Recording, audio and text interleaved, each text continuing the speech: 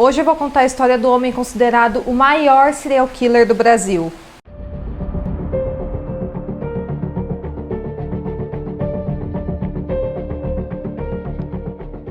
Olá pessoal, eu sou a Giovanni e esse é o Caixa de Pandora. Pessoal, antes de começar o vídeo, vou pedir já para vocês deixarem um like aqui, se inscrever no meu canal para apoiar esse meu novo projeto. O canal ainda é pequenininho, então eu preciso muito do apoio de cada um de vocês. Nós estamos postando 3 vídeos por semana com muito conteúdo legal, então para você ficar por dentro de tudo que acontece aqui, se inscreve no canal. E para quem já viu outros vídeos do meu canal, sabem que meu cenário está um pouquinho mudado hoje. Isso é porque eu tô passando por algumas reformas, mas logo tudo vai normalizar, minha mesa nova vai chegar e o cenário vai voltar a ser o que era. Outra coisa também que eu queria falar para vocês é que hoje tá chovendo. Eu não sei como que tá o áudio desse vídeo, mas se tiver um chiadinho de fundo é porque aqui em São Paulo fez muito calor e agora tá chovendo demais. Eu espero que gostem e vamos para o caso de hoje. Pedro Rodrigues Filho é considerado o maior serial killer brasileiro.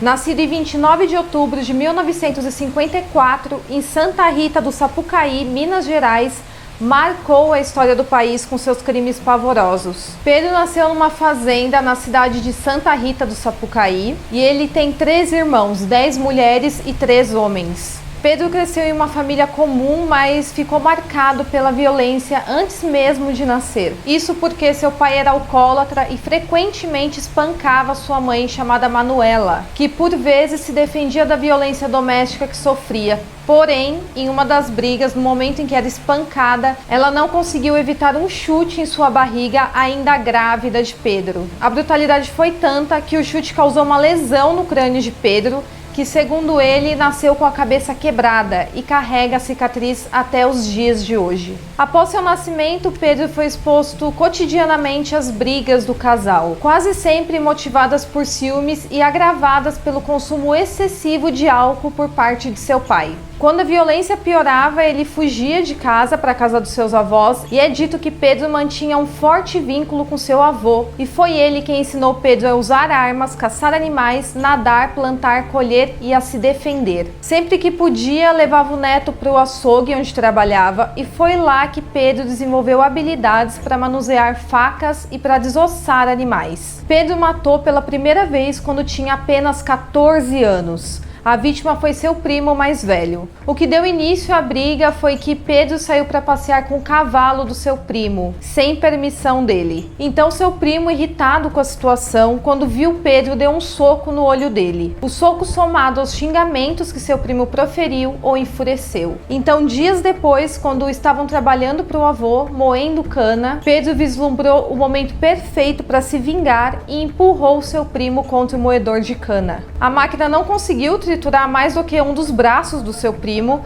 que ficou prensado no moedor, e é falado que os gritos eram aterrorizantes e chamaram a atenção dos trabalhadores do local, que foram prontamente ver o que estava acontecendo. Então Pedro ficou bastante assustado com a ideia das pessoas se aproximando, então resolveu terminar o que havia começado com um facão. Então ele terminou de matar seu primo esfaqueado. O avô dos meninos desligou a máquina e acompanhou Pedro até a delegacia, que logo foi liberado, pois a família não fez nenhuma acusação contra ele, que na época tinha apenas 14 anos, então era menor de idade. Após o ocorrido, Pedro se manteve na linha, por assim dizer, e não causou mais problemas, até o dia em que seu pai foi demitido, acusado de furto pelo vice-prefeito da cidade. O pai de Pedro trabalhava para a prefeitura de Mogi das Cruzes, em São Paulo, como guarda noturno de uma escola. Na ocasião, a diretora da escola observou a falta de alguns itens escolares e da merenda, então ela relatou o ocorrido ao vice-prefeito. Como o guarda diurno era um conhecido próximo do vice-prefeito da cidade,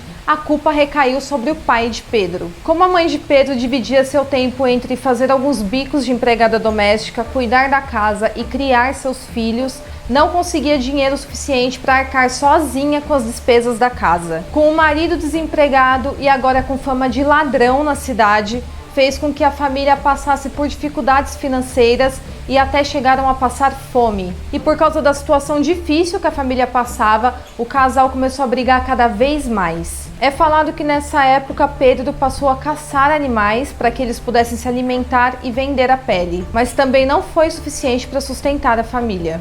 Inconformado com a situação, Pedro atribuiu a culpa de todos os problemas que sua família enfrentava ao vice-prefeito da cidade, que foi o responsável pela demissão de seu pai, e ao guarda diurno da escola, que era o verdadeiro culpado pelos furtos na escola. E então decidiu se vingar. Na ocasião, ele foi até o barracão de seu avô, pegou a espingarda que ele guardava ali, pegou as munições, um facão e uma mochila com alguns itens que pudessem ajudar a montar um tipo de acampamento na serra, onde passou cerca de 30 dias planejando sua vingança e caçando animais como macacos para se alimentar. Quando finalmente se sentiu pronto para cometer seu segundo crime, ele foi até a casa do vice-prefeito, se escondeu e o aguardou por algumas horas. Pedro disparou 2 tiros contra o vice-prefeito no momento em que ele desceu do carro. O vice-prefeito morreu na hora. E em seguida, Pedro foi até a escola que seu pai trabalhava, se escondeu no quartinho onde os funcionários guardavam seus pertences e quando o vigilante diurno entrou no local, Pedro o matou. Colocou o corpo embaixo de algumas cadeiras e caixas que estavam ali e em seguida ateou fogo no local. Ele voltou então para a mata onde estava escondido e se escondeu por mais algum tempo. Ele sabia que a polícia o procurava e nessa época ele tinha apenas 15 anos de idade e as mãos manchadas com sangue de 3 pessoas. Pedro então fugiu para São Paulo e se escondeu na casa de sua madrinha e foi lá que conheceu Maria Aparecida Rolim, mais conhecida como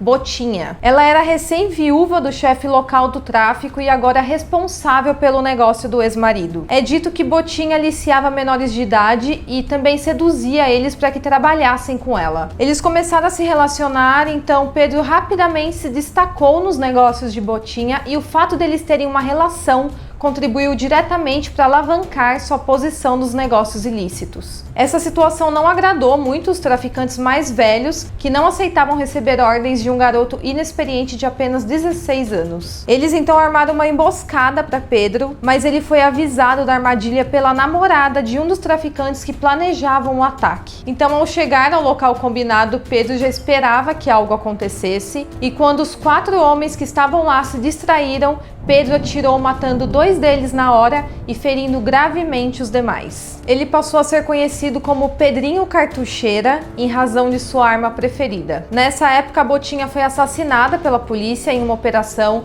e Pedro ficou ferido, mas conseguiu fugir e se tornou o chefe de seu próprio grupo criminoso. Ele passou a ser temido e odiado por muitos criminosos e também a ser procurado pelos esquadrões da morte do Brasil, que, de acordo com as minhas pesquisas, são milicianos compostos por policiais e membros das forças de segurança do estado. Pedro então passou a agir como um vingador e ficou conhecido em São Paulo como justiceiro, porque roubava caminhões de alimentos para distribuir nas favelas, matava estupradores e homens que agrediam mulheres, roubava de traficantes que julgava não merecer a droga e revendia a mercadoria para os que ele achava que eram merecedores, mas tudo isso era feito segundo sua própria convicção. Ele sempre matou conforme seu código particular de honra. Em entrevistas, alega ter matado todos os dias em que esteve solto, mas que apenas fez isso com pessoas que não prestavam e que matariam inocentes. Um tempo depois, Pedro se mudou para o Rio de Janeiro e conheceu Maria Aparecida Olímpia. Eles se apaixonaram e passaram a morar juntos. Maria foi morta quando estava grávida de 7 meses e o bebê também não resistiu.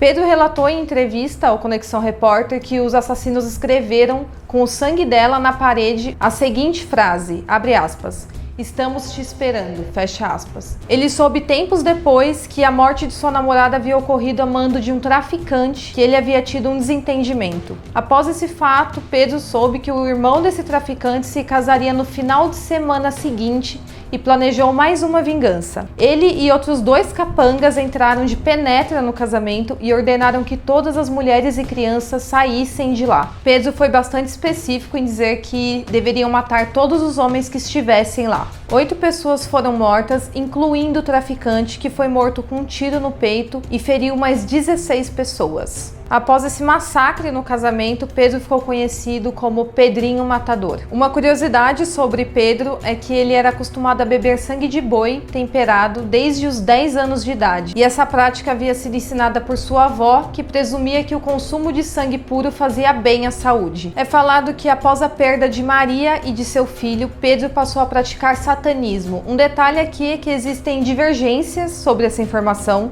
porque alguns livros retratam que Pedro passou a frequentar o candomblé, mas na entrevista que ele deu ao Conexão Repórter, ele afirma que sim, praticava o satanismo. Ele fazia pactos com entidades e chegou até a tatuar o diabo em seu braço direito, mas algum tempo depois resolveu remover essa tatuagem. Ele acreditava que essas tatuagens o tornaria mais forte e que seus inimigos não conseguiriam matá-lo. E é falado que nessa época ele passou a consumir o sangue de suas vítimas. Ele se sentia invencível e dedicava as mortes a Satã, ou invocando e oferecendo a alma de cada vida que tirava. Em 1973, aos 19 anos, Pedro foi preso pela primeira vez. Ao chegar à casa de custódia, percebeu que a realidade do cárcere era diferente de tudo aquilo que já tinha vivido. Em entrevista para Ilana Casoy no livro Serial Killers Made in Brasil, ele relatou que era uma vida de sobrevivência lá dentro e que era um inferno, e que nem para usar o banheiro ele ia sem sua faca caso precisasse se defender. Pedro ficou separado dos outros presos por um tempo e assim que foi encaminhado para conviver com os outros presos,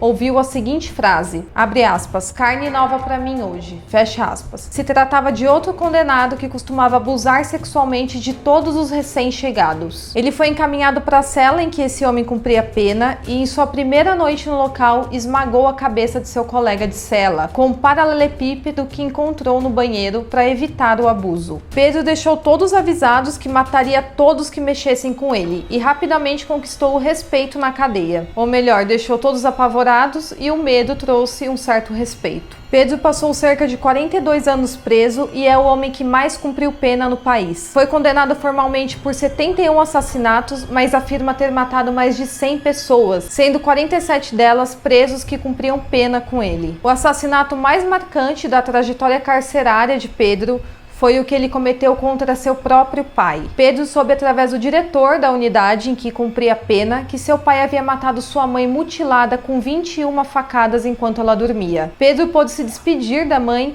e jurou em seu leito de morte que se vingaria. O pai de Pedro foi acusado e preso na mesma prisão que Pedro estava, mas em um pavilhão separado. Então, algumas semanas depois, Pedro fingiu estar passando mal e rendeu um agente penitenciário, pegou suas chaves e foi em direção ao pavilhão que seu pai estava. É dito que seu pai não reagiu ao ataque e foi assassinado por seu filho com 22 facadas. Pedro dilacerou o corpo, arrancou o coração de seu pai e mastigou parte dele, em seguida cuspiu em seu corpo. Minutos depois, retornou para sua cela e soltou o agente penitenciário que havia rendido. Pedro considerava seu ato legalmente errado, mas moralmente justo. Ele já havia matado pelo seu pai no passado e agora matou por sua mãe. Esse era seu código de honra baseado em vingança. Pedro relata que os gritos de suas vítimas nunca silenciaram em sua cabeça. As acusações formais contra ele totalizavam aproximadamente 400 anos de pena. Em 1985, ele foi transferido para a prisão de segurança máxima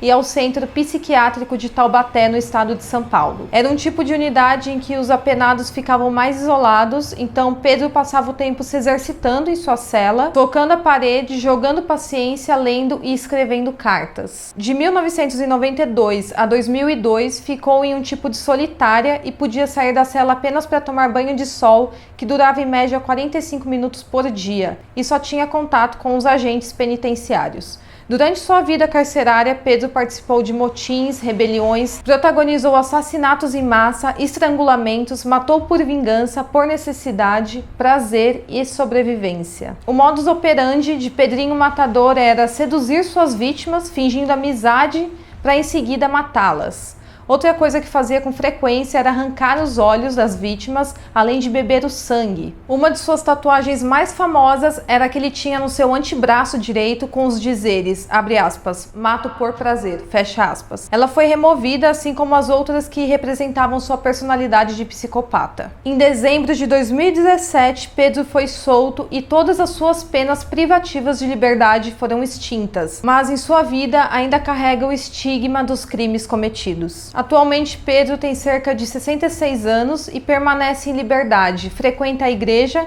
criou um canal no YouTube e não cometeu mais nenhum crime. É dito que ele sonha em ter um casal de filhos, se casar e ter uma casa. Pedrinho Matador diz que não se arrepende de nenhum crime que cometeu, pois acredita que fez um favor para a sociedade, matando pessoas perigosas, estupradores e assassinos. Ele afirma não sentir mais vontade de matar, mas que mataria novamente se alguém machucasse sua família. Nenhum outro assassino em série brasileiro matou mais que Pedrinho Matador, e por isso ele é considerado até hoje o maior serial killer do Brasil. Pessoal, eu espero muito que vocês tenham gostado do vídeo. Não se esqueçam de curtir e se inscrever no meu canal. Eu espero também que vocês tenham gostado do meu cenário temporário. Então é isso e até o próximo caso.